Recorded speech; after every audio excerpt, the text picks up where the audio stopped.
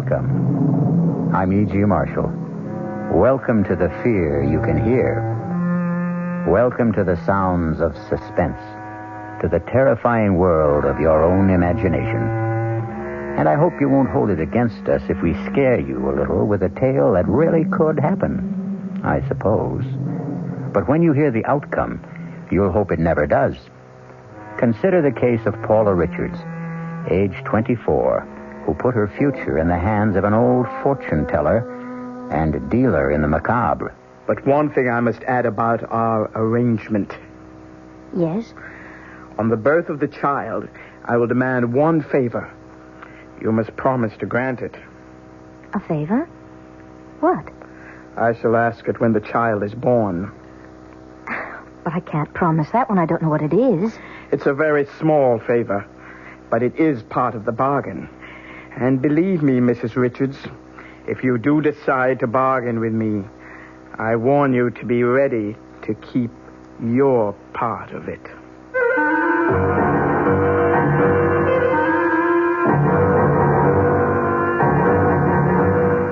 Our mystery drama, Mother Love, was written especially for the Mystery Theater by Bob Jurin and stars Joan Hackett. It is sponsored in part by Anheuser-Busch Incorporated, brewers of Budweiser, and by the Kellogg Company, makers of Kellogg's Special K cereal. I'll return shortly with Act One. Some research experts say you can't taste the difference between beers. Well, if they're right, then Anheuser-Busch wastes a barrel of time Beechwood aging Budweiser. Only they don't think so. Brewing beer right does make a difference. And they're betting a bundle that you can taste the difference in Bud. When it comes to brewing Budweiser, the Anheuser-Busch choice is to go all the way because they still care about quality.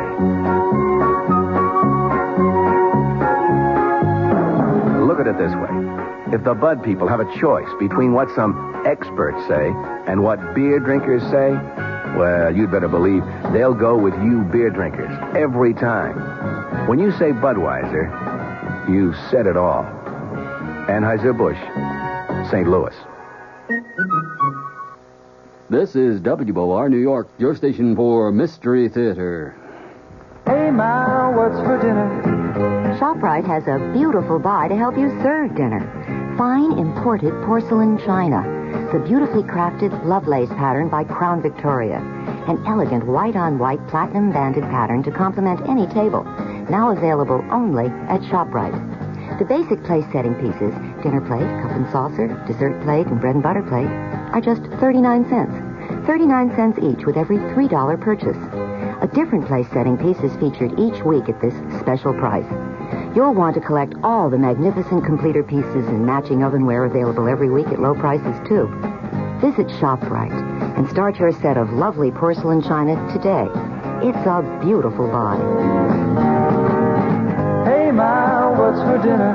ShopRite has the answer. Offer not available in Westchester, Ulster, Orange, Dutchess, and Columbia counties.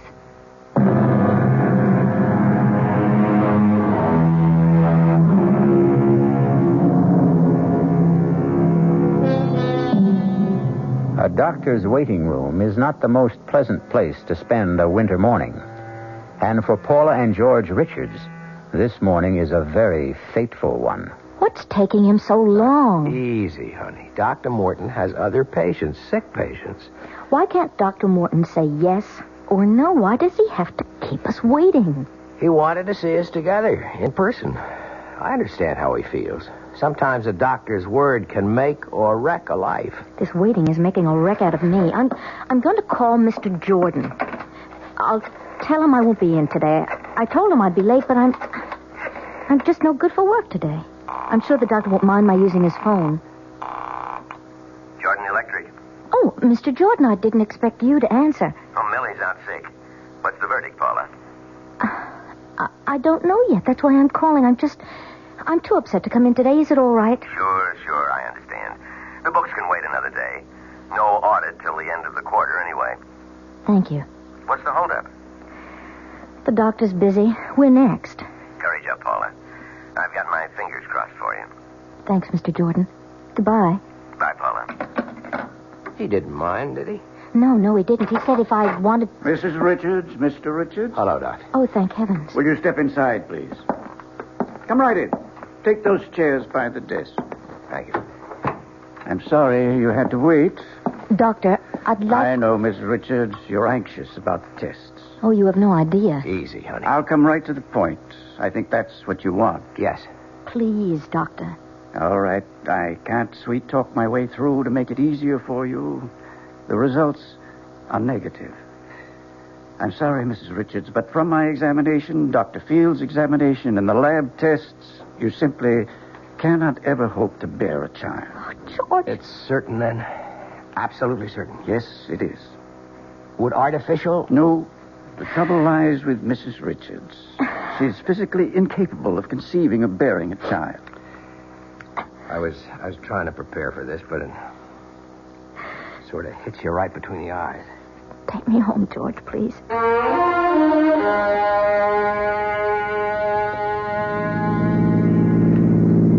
I hate to leave you alone today, but I have to get to the studio. It's all right, George. You know that I'm not going to love you any the less, Paula. Darling, I just wanted to give you a son. So it's not in our cards. We have each other.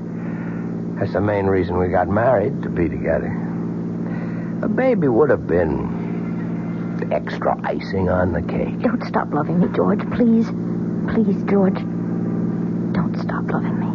I told you I won't, honey. And I meant it. You'll be okay today? I'll be okay. I won't be singing around the apartment, but I won't be jumping out the window either. I hate like the devil to leave you, honey, but I'm due on the air with the noon news. I'll be all right. See you at 7.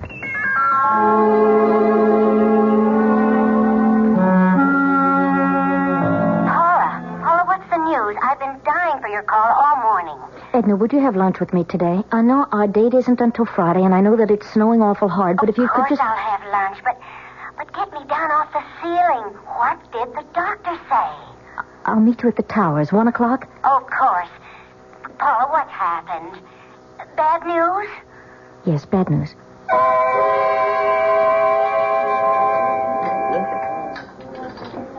Oh, I can imagine how tough it is for you, Paula. No, you can't. I'm going to lose George. Did he say that? No, just the opposite, but... Oh, Edna, I know. I have a feeling. Oh, now, Paula, honey, don't start planning your own downfall. I'm afraid it's all planned. It's all in the cards. In the cards? Yes, you know, it's just an expression. Well, honey, I don't know whether I should suggest this. What? Well, you're just mentioning cards. It seems sort of frivolous at a time like this, but... Well, there's a woman down in the East Village. She tells fortunes, with cards and tea leaves. And what could you do for me? Tell me what I already know. Well, this woman specializes in herbs. She calls herself Mother Love. Mother Love? Well, now, mind you, I'm just suggesting, but maybe, just maybe, this woman could help you. How? Sometimes these old crones can read things in the future. Maybe a baby is in the cards for you. After the doctor said that there wasn't... It's just an idea. Well, how do you know this Mother Love? Oh, quite by accident. About 6 months ago. Henry and, well, maybe it was Ed. Anyway, it was the current one at the time. We were bar hopping in the village when we came on this fantastic storefront. The window was painted green and purple with red curtains, and it said, Mother Love, in orange letters. Fortunes told, secret herb remedies. Seemed like a lark, so we went in. And all I remember from then on was mumbling and incense. And being told, 1, I'd never marry. 2, that I was too fickle and flighty. And 3, that my mother had a wart on her right side. Oh, really? Darned if the old crone wasn't right about that, too. Edna, the idea that a fortune teller spell can help me have a baby is just nonsense. Well, looking at it in the cold light of day, you're right. It's just a thought. Oh, something to say, I guess. Oh, honestly, Paula, I feel so uncomfortable. I mean, what do you say to someone in your predicament?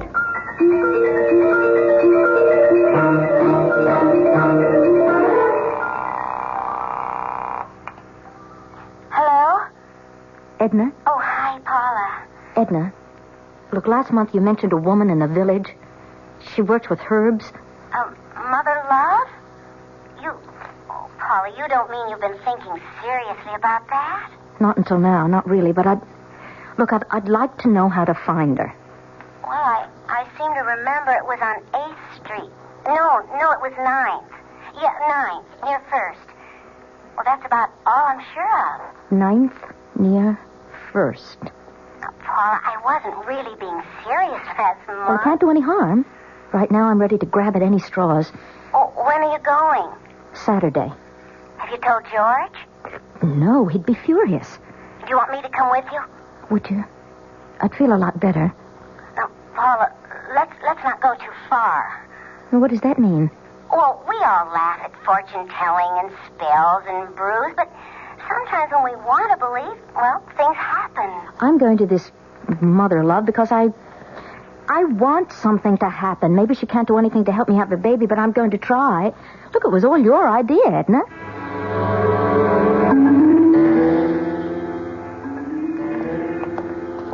I think it's at the end of this block. What a neighborhood. Makes my skin crawl. That's it. I see what you mean about those red curtains and orange letters. Looks like a Coney Island transplant that failed. Mother Love, fortunes told, secret herb remedies. Well, Mother Love, here I come.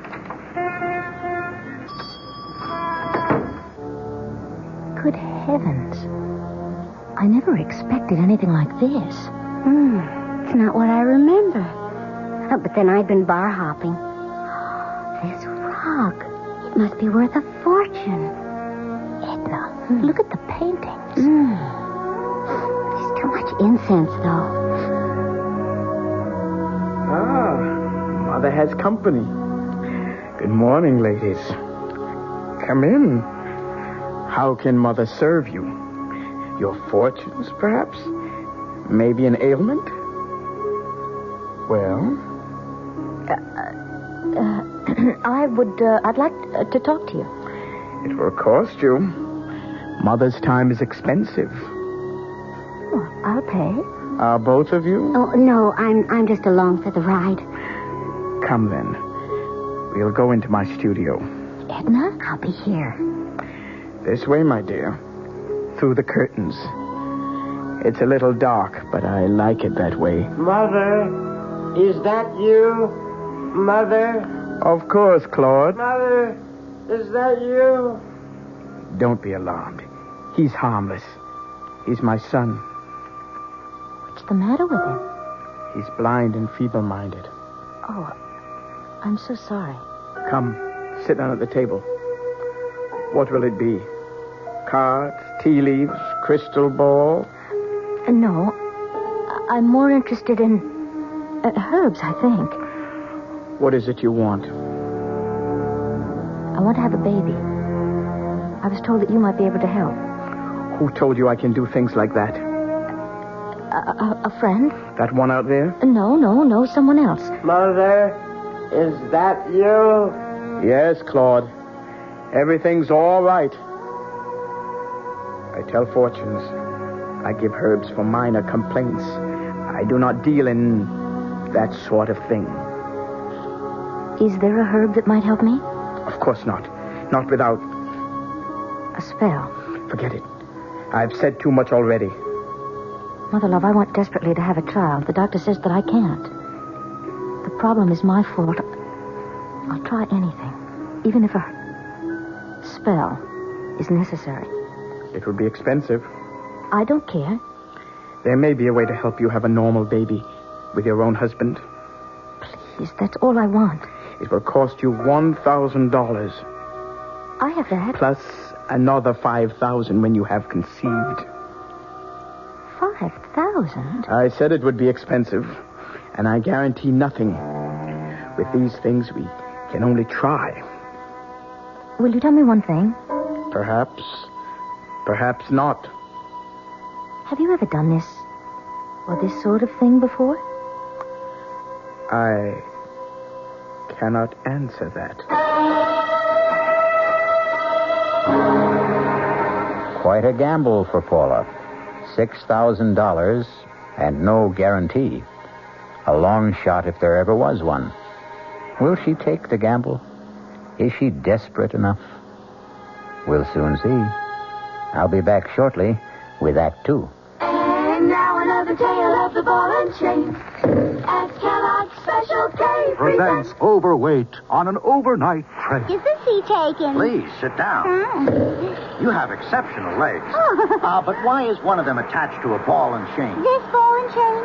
It's a symbol. Funny, I would have sworn it was a ball and chain. I mean symbolic. Because carrying around a few extra pounds can be just like lugging around this ball and chain. I see. May I suggest something? Uh-huh. Try a bowl of Special K skim milk, orange juice, and coffee. It's the Special K breakfast. Will it make me lose weight? No. Oh. You must also exercise and eat smart at every meal. I see. Do you know the Special K breakfast is less than 240 calories, 99% fat-free, and delicious? No, but if you hum a few bars... And that's another tale of the ball and chain. Your happy ending could begin with the Kellogg's Special K breakfast. That's Kellogg's Special K. Good night. This is WOR New York, your Mystery Theater station. No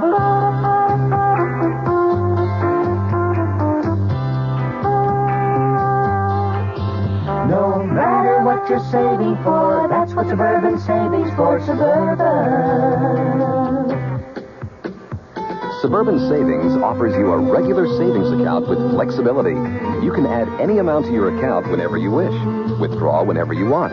Suburban Savings pays a 5.25% annual interest rate on regular savings paid quarterly, which earns an annual effective yield of 5.47%. Interest is compounded continuously from day of deposit to day of withdrawal, as long as $50 is maintained in the account to the end of the quarter. Come into Suburban Savings and open an account with flexibility. Our regular savings account in New Jersey at Bayonne, Edgewater, Elmwood Park, Emerson, Hackettstown, Morris Plains, Nutley, Paramus, and Sparta.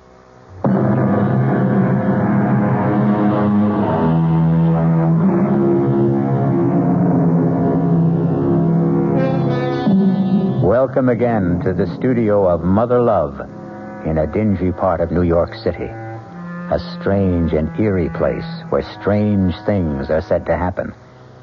Let's see if they do, as Paula Richards considers a bargain for a baby.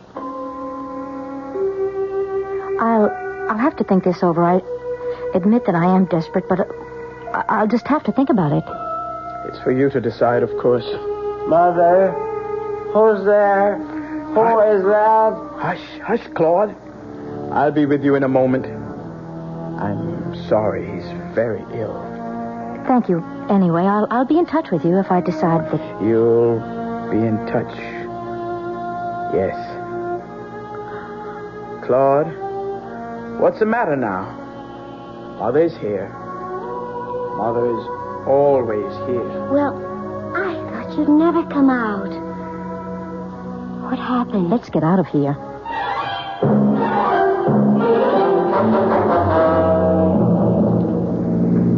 She really said that? Well, she said she doesn't guarantee anything. Paula, now listen to me. Forget it. She's a fraud and you know it. Well, you can't throw away $6,000 on a phony fortune teller. But if she could possibly... Oh, what? You'll have to tell George about this. Oh, heavens, no. He'd think I was completely crazy. You know, I'm sorry I ever brought this up. Don't be, Edna. Look, I won't lose my head. Well, now, where would you get the money anyway without telling George? Well, I have $1,000 in a personal account. It's all that's left of my father's inheritance. I'll worry about the rest later.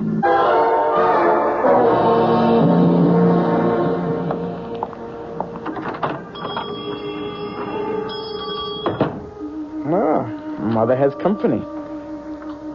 It's you. I have the 1,000. I want to try. Come in. This way. I thought you'd be back. Mother Love knows. Mother, is that you? You have the money. Here, in cash. Good. I need it. For Claude. He needs medicine so badly. Poor Claude cost me so much. Are you sure you want a child? I want a baby. Get on with whatever you have to do. Yes, of course. Excuse me. I have to get some things. I had them already. I knew you'd be back. Now, first of all, this talisman. You must wear it around your waist. This package contains herbs. A special combination to relax you. That's the secret. To relax. Half a teaspoon in a cup of boiling water once a day.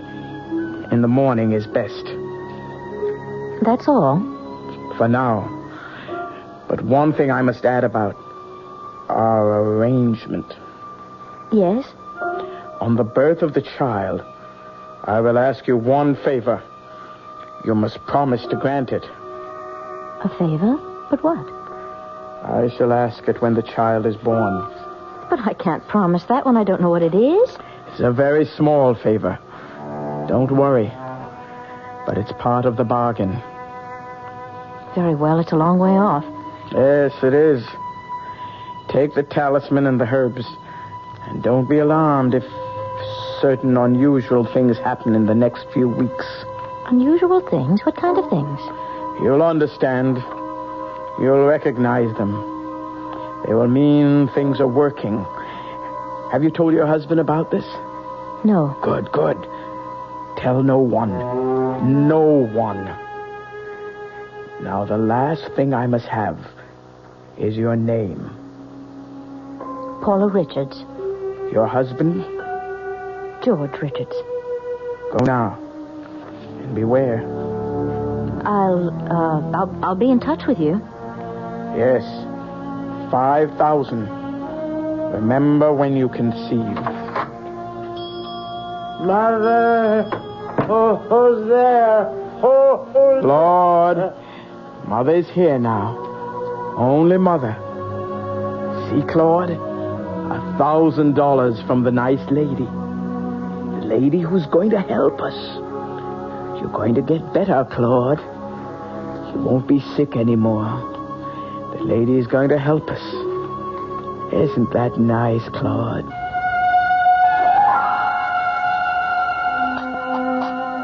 Paula? Penny for your thoughts. Oh, I wasn't thinking of anything, really. You've been like that a lot lately. Distant. I'm surprised you noticed. Look, honey, I know I haven't been a lily to live with either. I mean, we've let our problem be too important. We're both disappointed, but we can't change the situation. I mean, we have to adjust to it. Sorry if I've been a pill, if I've done anything to make you so... Edgy. That's your word. Is that how you feel? I guess. George, let's go to the show tonight. We haven't been out in weeks. I'd like that, Paula. I'd really like that.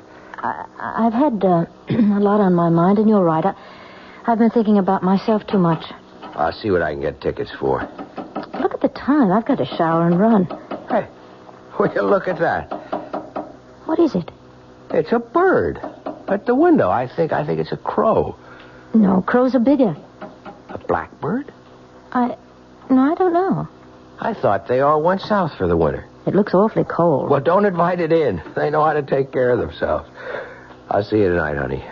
Bye, George. I'll call you at the office about the tickets for tonight. Okay. Shoo. Go away. Shoo. Oh, well, a few crumbs. Then I've got to get to work.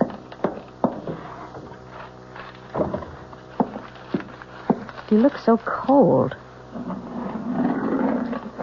Now, here's some bread. Get out of here! Get out! What am I going to do? Oh, get off the floor, lad! Get out! Get out! Oh, Lord! What am I going to do? Get out! Shoot! Go away! Hello? Mrs. Jensen? Is Mrs. Mr. Jensen there. This is Mrs. Richards in 3A. No, it's not about the heat. It's about a bird in my apartment. I can't get it out. Well, I thought that Mr. Jensen might... Oh, no, I've got to get to work. All right, I'll leave... he can get in with the passkey. Maybe the bird will just fly out, and I'll leave the window open a little. Yes, all right, thank you. Bye. Stop following me. Get out! What am I going to do to get rid of you?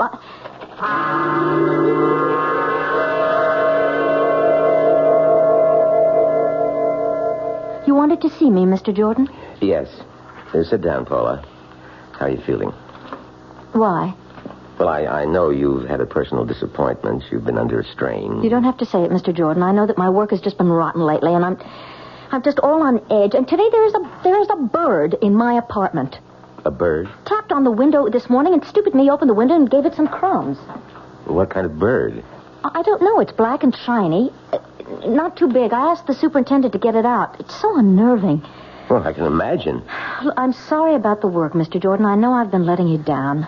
No, well, I'm sure it's just a passing thing. Your work has always been tops, Paula. But the books are important. And with the auditors coming in next month, well, everything just has to be in order. I know, Mr. Jordan, and I promise I'll straighten up. Yes? Yes, she's here. It's a call for you. Oh, it must be George about tonight. Hello? Mrs. Richards? You know who this is? Yes, I know.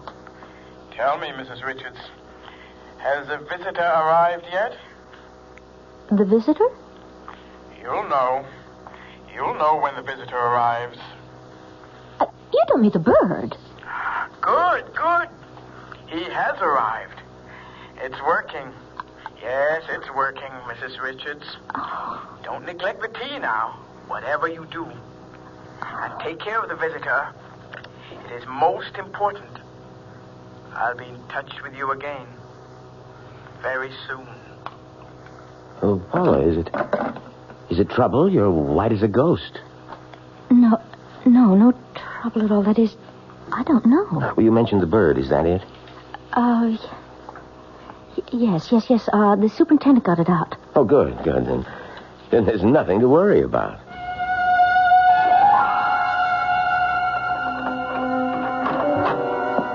Hey, honey, I'm home. Paula? Don't touch it, George. What? Just let it alone. Oh, good grief. How did it get in? Look, I let it in by accident. It won't leave. I'll get it to leave. No, George, don't go near it, please. Paula, we are not going to live with that in the house. It has a broken leg. I was thinking of getting a cage for it. You can't cage a wild bird, and I'm not going to sit around with one beady eye staring at me like that. George, don't touch it, please. Just go along with me. Oh, Paula, a pet is one thing, but this...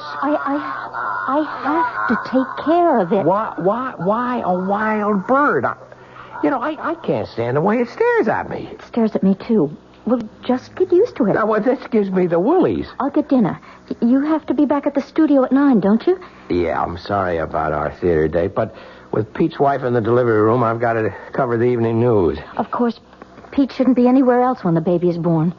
Do you want French fries or boiled potatoes? Whatever's fastest. So you found a home, did you? Well, I'm not in favor of it, but it looks like you're part of the family.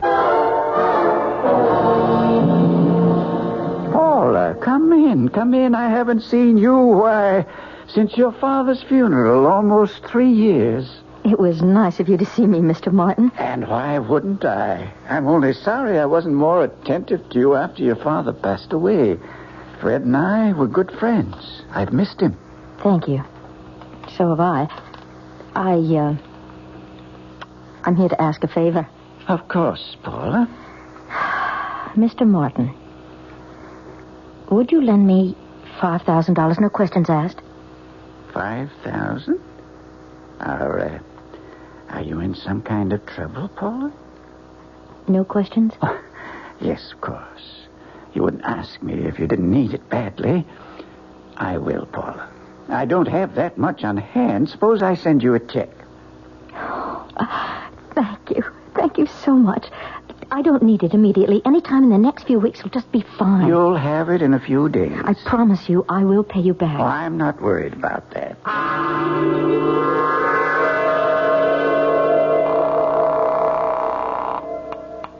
Hello? Mrs. Richards, Oh, yes, it's you. things are ready. You'll be needing the $5,000 very soon. I've arranged that. Good, good. How is the visitor? Still there? It must be there. It is. Good, good. $5,000, Claude. What? The lady will give us $5,000. Mother? You'll be going to get better, Claude. You'll be able to see again. Your legs won't hurt. Mother? Mother has to leave you for a while. But don't worry, Claude. We'll be together soon with $5,000. Everything will be all right. I promise you.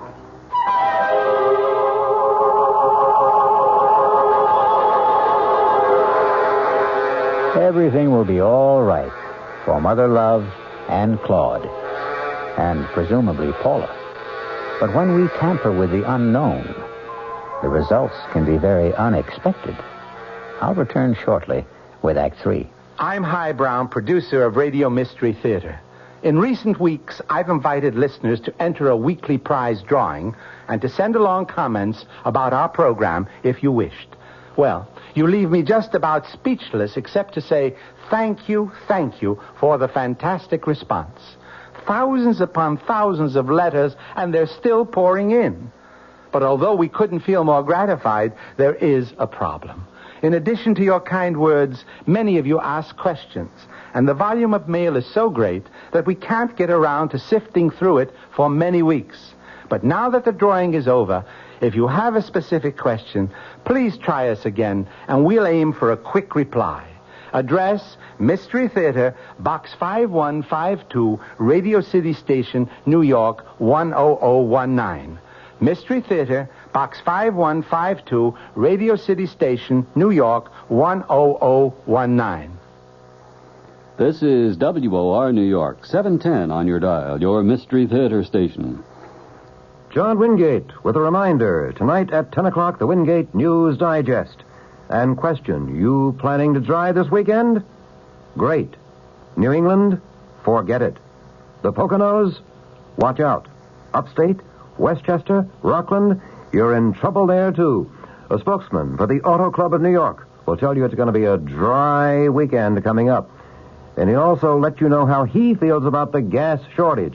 It's short, he says, but why, he doesn't know. Then a special, our White House correspondent, Clifford Evans, analyzing Richard Nixon's speech at 9 o'clock tonight. Mr. Evans on with me at 10 o'clock. Later, deafness. What are the early warning signs that you, at whatever age, may be going deaf? We'll find out from a top expert on hearing. He himself has the problem and knows. Tonight, 10 o'clock, John Wingate, WOR.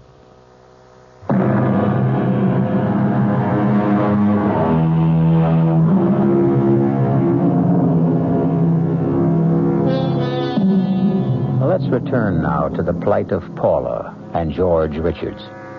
You'll remember that Mother Love told Claude everything would be all right. But things are not quite so right for George.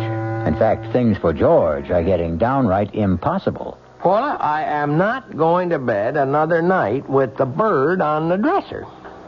It's been there every night for 2 weeks. All it does is sleep. You've got to admit he hasn't been any trouble. I still don't like the look in its eye. The way it hobbles with that broken leg. It's grotesque. Turn out the light, George. You won't see it then. Oh, boy. I never thought I'd be sharing my bedroom with a bird. Good night, darling. What's the matter with that thing? I don't know. It never acted that way before. If it keeps that up, I'm going to shoot it. Good night, George. Good night, Paula. Paula, what is it? Paula. There's pain in my Oh, wait a minute. Let me get the light. There. I'll call Dr. Morton. No. Wait. Oh, what's the matter? What is the matter with the bird? Devil, take the bird. I'm concerned about you. It's going. Stop it. What time is it? It's 4:30. I'm calling Dr. Morton. No. Not yet. It might be appendicitis. No. It's not that. I'm going to kill that bird if it doesn't shut up. Look, I'll be all right. I'll be all right. I'll see. God, I'll see Dr. Morton in the morning.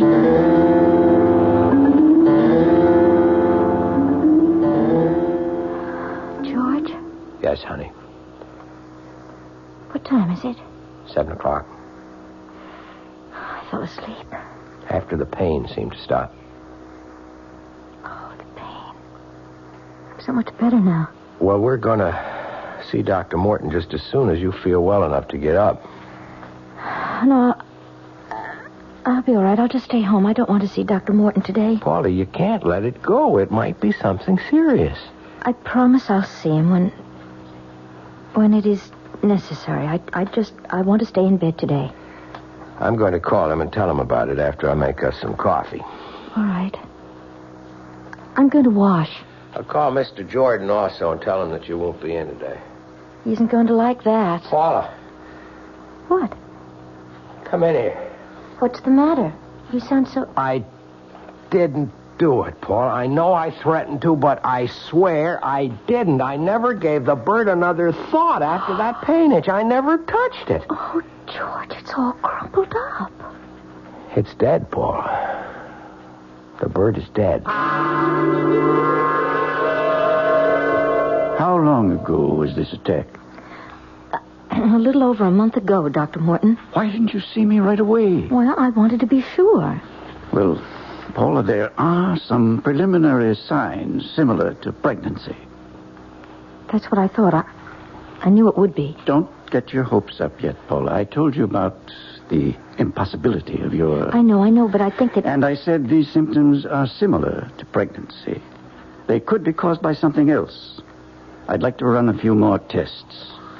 All right, anything that you say, but this time they're going to be positive. I know, Dr. Morton, I just know. A woman knows when life has started within her.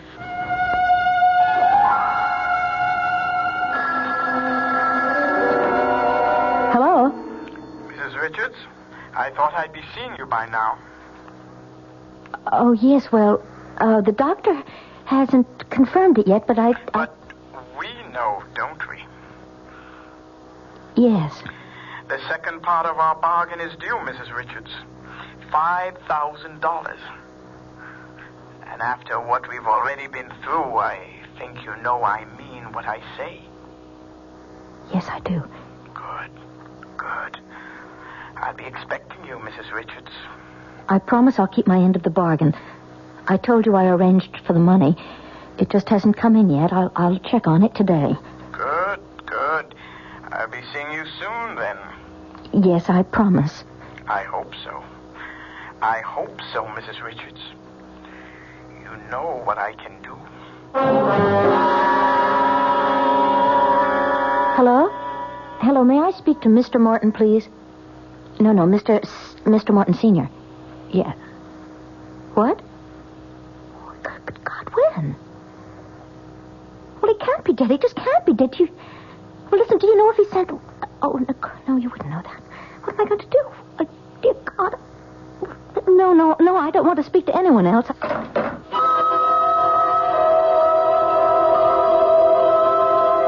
I expected you sooner. I'm sorry. I had to turn to another source for the money. It doesn't matter. You're here with it now? It's all there. Good. We're almost even then, eh? I hope so. You don't sound grateful, Mrs. Richards. You wanted a child, and you are pregnant. You should be grateful. I have lost my son. Oh, I'm so sorry. Claude is dead. But he was so ill, perhaps it's better. Part of this will pay for the funeral.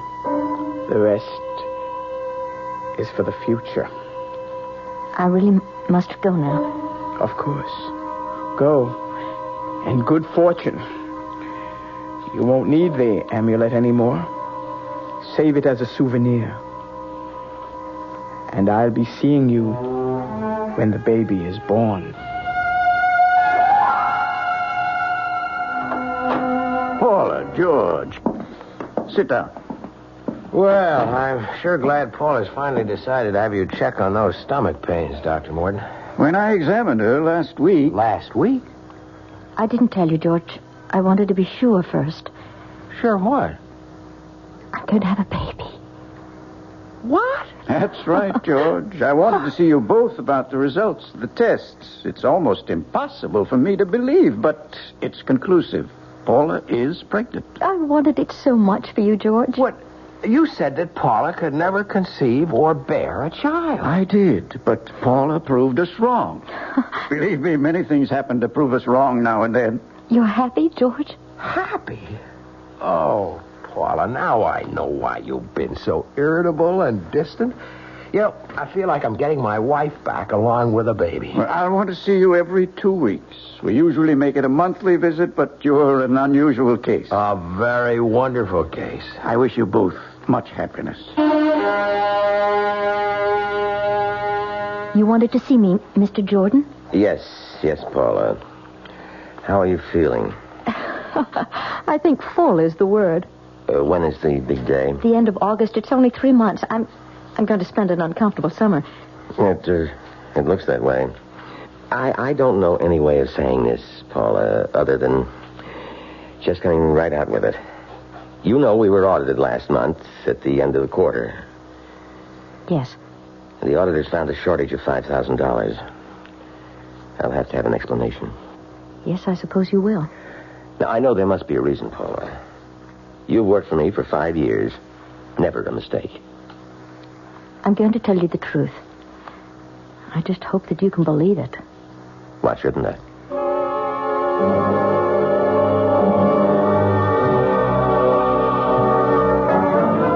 I simply couldn't get the money anywhere. I haven't told George, but we'll pay it back. Look, I promise you. I hope so. But I'll go along with that. Thank you, Mr. Jordan. Right now, the baby's the important thing. George, it's time. I know it. I'll get Dr. Morton. I'll get the suitcase. Congratulations, Dad. Everything's all right. Paula? Paula's fine. Boy or girl? Only the mother can tell you that. Go on in. Paula, honey. George, isn't he beautiful? I've already named him George Jr. I hope you don't mind. Mind? Oh, no. Honey, honey, honey.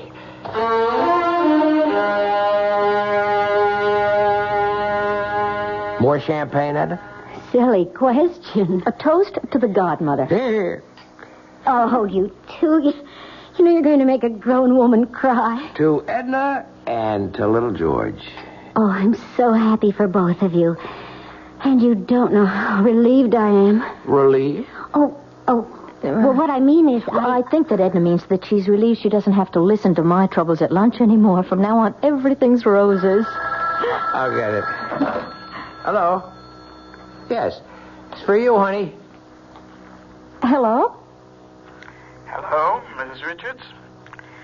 Congratulations on your new son. Well, how did you... thank you. It's time now for the favor.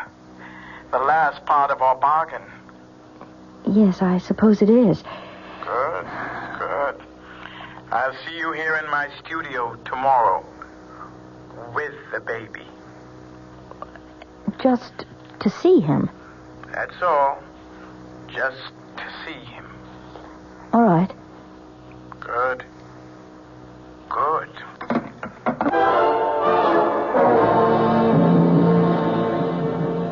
Come in. I don't want to seem rude, but I'd like to get this over with just as quickly as possible. Come. Let me hold him. There we are. What a fine, healthy boy. Aren't you, Claude? Such a fine, strong legs now. They don't hurt anymore, do they, Claude? the baby? Mother told you everything would be all right, Claude.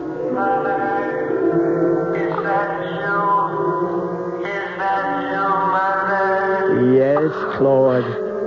Oh, my God. My God, what is it? Mother told you that you'd be away for a little while. But now we're together again. And you won't be sick anymore, Claude. You have a fine new body now. And we'll take better care of it than we did with the last one. Mother will see to that, Claude. Mother will see to it. So, little George, or little Claude, whichever you prefer, seems to have more than his share of mothers. Perhaps Paula and Mother Love will share the raising of the child. But whatever they do, I hope that you, if you're ever tempted to deal in spells, will remember some age-old advice and follow it. Caveat emptor. Let the buyer beware. I'll be back shortly. And now, with another story of mystery and intrigue, here is Commander Neville Putney to keep you in anxiety. What's this story about, Commander? Well, it concerns a middle-aged business executive named Fremont Witherton, who, after spending his entire career with the same firm, returned home one evening with his dreams suddenly shattered. Is that you, Fremont? It's me, Erica. Fremont, you look so peaked. Erica, I've been fired. That new plant manager, he's been trying to cut me out, and today he's succeeded. Well, you don't need to give me that hangdog look. Just go out and get another job. I'm through, Erica. I'm 58 years old. Nobody will hire me for half the salary I've been making. My only hope is to kill the plant manager. Fremont, I hate rough stuff, but if you've decided, your Roscoe's upstairs in the trunk. You load it, and I'll warm up the getaway car. Hey, young man, how about that for a story? Well, that was a dilly, Commander, but you just can't leave us this way. How did it all come out? Time's up for now, but tune in, Bob and Ray, on WOR 3:15 to 7, and maybe you'll find out. This is WOR New York, your Mystery Theater station. Good evening, everyone. This is Patricia McCann. Welcome back to the New York Times, Craig Claiborne, and to the McCann program tomorrow morning at 11:15 a.m. right here on WOR.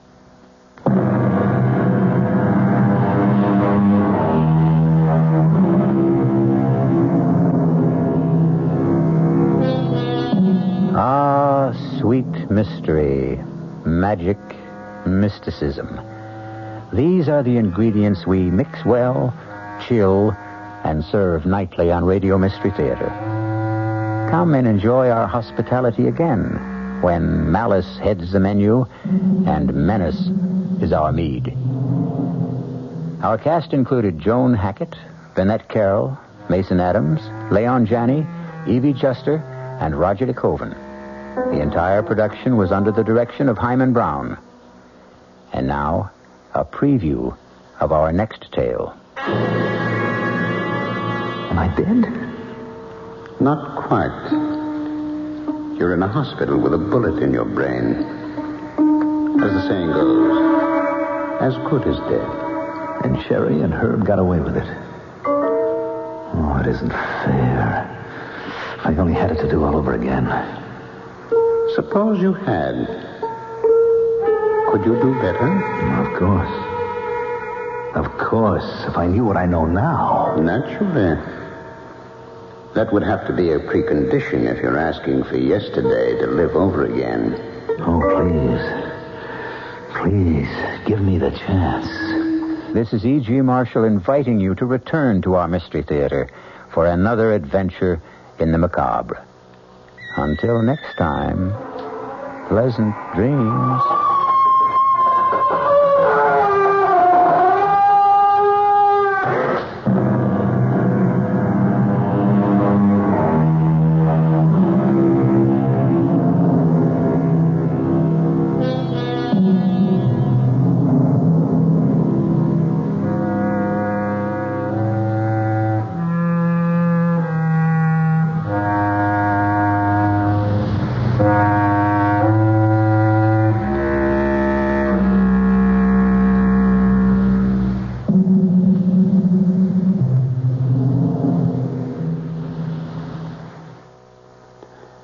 The WOR Mystery Theater was brought to you by ShopRite Supermarkets, where you get a lot more for a little less, and Suburban Savings, with offices throughout New Jersey. The preceding Mystery Theater program was furnished by the CBS Radio Network. Next, a scene from tomorrow night's Edge of the Seat entertainment of the WOR Radio Mystery Theater.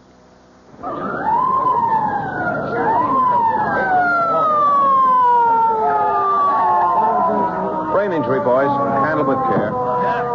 That's it. Nice and easy. Keep him flat on the cart. How is he, Doc? Still breathing, Sergeant. Touch and go. You want to stay with it as we take him in? You don't seem to know what it is. What's he saying? Search me. Could hold up a minute so I can hear what he's Not trying a to second, Sergeant. Anything this guy has to tell you will be after he's operated on, not before. If then. Sounds like he's talking with someone. Ask him for something. Yesterday. There, something about yesterday. What this baby ought to be worrying about is tomorrow.